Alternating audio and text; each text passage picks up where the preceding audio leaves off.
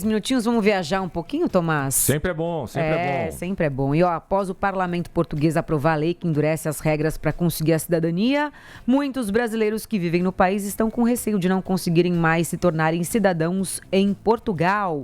A gente vai conversar ao vivo agora com a nossa correspondente na Europa, Marina Isidro, para entender como isso pode afetar quem deseja a cidadania portuguesa. Aliás, a cidadania que é, hoje em dia, né, tanto a italiana quanto a portuguesa, entre outras, espanhola, é muito procurada pelos brasileiros, são muito procuradas, né, pelos brasileiros atualmente. Tudo bem, Marina? Conta pra gente essa história, depois eu vou te perguntar se aí na Inglaterra se existe, né, a unha em gel, se você faz, porque é difícil esse serviço, né? Não é que nem aqui no Brasil, por exemplo.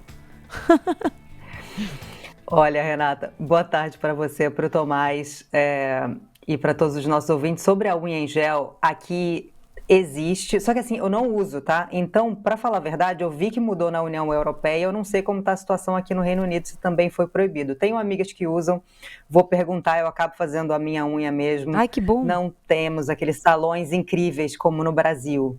Então, eu tive que aprender a fazer minha própria unha, Renata. Isso é maravilhoso, eu gostaria de aprender a fazer minha própria unha, mas não rolou ainda, quem sabe? Olha, tá mostrando aqui, muito bom. Muito bem. Tá pra ótimo. Quem tá vendo a gente, melhor né? que um em gel. Né? Decente. Tá ótimo. Tá. Parabéns. Bom, mas vamos lá então falar sobre as notícias dessa mudança, né, que aconteceu em Portugal. O que aconteceu ontem, foi aprovado no parlamento, como você adiantou, Renata, foi uma mudança na lei da nacionalidade, que fala sobre quem pode se tornar cidadão português. Esse texto ainda precisa ser sancionado pelo presidente, mas o que mudaria, né? Isso para novos pedidos. Então, vamos ver o que pode talvez afetar. Talvez não, certamente vai afetar muitos brasileiros. Para novos pedidos, mudou o tempo para obter a nacionalidade. Então, para ter direito, o tempo mínimo de residência para brasileiros, porque falam português, esse é o critério, sobe de 5 para 7 anos, assim como para quem é da União Europeia. Para o restante, serão 10 anos. Então, para todos 10 anos, para os brasileiros, sobe de 5 para 7 anos. Crianças que nascem em Portugal só terão direito à cidadania se um dos pais viver no país, de forma legal, claro, há pelo menos 5 anos. E entre as outras mudanças estão, por exemplo, o fato de o candidato tem que provar conhecimento do idioma, que tem meios para se sustentar. Depois da votação, o primeiro-ministro de Portugal, Luís Montenegro, disse que o objetivo é evitar portugueses de ocasião, entre aspas. Foi assim como ele chamou, né? E, claro, isso vai afetar brasileiros. Segundo dados do Itamaraty de 2013, 513 mil brasileiros vivem em Portugal. É a segunda maior comunidade fora do Brasil, depois dos Estados Unidos. E há alguns dias o parlamento aprovou mudanças na lei de estrangeiros, né? Endurecendo concessões de visto de trabalho, a possibilidade de levar familiares para quem já mora em Portugal ou quem entra como turista e tenta regularizar depois. Então, esse agora é um novo passo aí nesse endurecimento das regras para imigrantes. Muito bem, eu acho perfeitamente normal isso que a gente vê, essa movimentação de alguns governos, né, para dificultar um pouquinho essas regras. E falo isso até como alguém que nesse momento está se prejudicando com isso, porque eu estou penando para conseguir a cidadania italiana já há 3 anos também com o processo. Já paguei tudo que tinha para pagar e está difícil de sair. Mas a Marina usou um termo que eu acho perfeito, né? O termo, na verdade, que ela cita, usado por algumas autoridades do país, né? Portugueses de ocasião. Eu acho que num determinado momento era uma verdadeira várzea, né? E a gente vê isso muito no futebol também, Marina. O cidadão vai jogar num determinado país e em um ano e meio já vira cidadão daquele país, até para poder jogar na seleção do país. Nunca achei isso assim muito justo. Então eu entendo essa preocupação, né, de alguns países que estão endurecendo as leis aí, as regras, né, para que os imigrantes se tornem cidadãos. Evidentemente que tem muita gente correta, que faz tudo direitinho, que já está há muito tempo no país, que já se sente até, né, uma portuguesa, ou uma espanhola, ou um espanhol, ou um italiano, e tem um pouco mais de dificuldade, mas de alguma maneira aqueles, entre aspas, portugueses de ocasião, italianos de ocasião, espanhóis de ocasião, esses também vão ter agora um pouco mais de dificuldade para conseguir essa cidadania. Eu acho que esse é um debate muito comum nos países europeus, acontece muito aqui também. A imigração é o assunto do momento aqui no Reino Unido. Para vocês terem como comparação, também existe um projeto de lei a ser discutido no Parlamento Britânico para aumentar o tempo da residência definitiva aqui, que é o último passo antes da cidadania.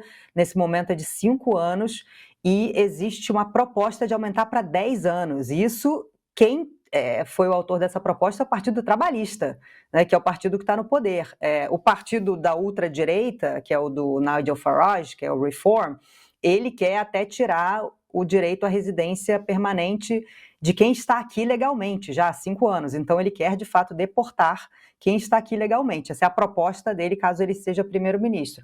Então, esse tema, a imigração, eu acho que existe uma tendência, assim, de vários países europeus de endurecerem isso. No caso de Portugal, eu acho que a gente viu, né, existe um debate, claro, porque de um lado a gente viu, teve um fluxo muito grande de imigrantes, né, principalmente em Lisboa nos últimos anos. Isso gerou muita irritação, assim, de parte da população, porque quando chega muito imigrante na sua cidade, principalmente os endinheirados, né, então isso acaba encarecendo a vida dos moradores locais, né, porque esses estrangeiros de alguma forma inflacionam o mercado, fica mais caro o dia a dia, pagar aluguel, sair para comer, e desde 2019 a população de estrangeiros de Portugal triplicou para mais de 1,5 milhão de pessoas, isso segundo a Agência para a Integração, Migração e Asilo de Portugal. Então, hoje, os estrangeiros são 15% do total da população.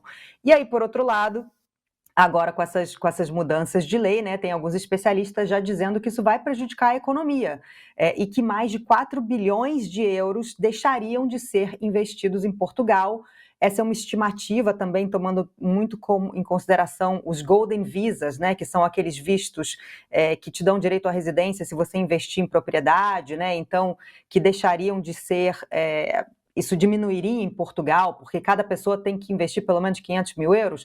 Então, os americanos, por exemplo, eles entram muito nesse tipo de visto, do Golden Visa. Então, como os americanos não se encaixam nessas exceções, como o Brasil, eles teriam agora que esperar 10 anos.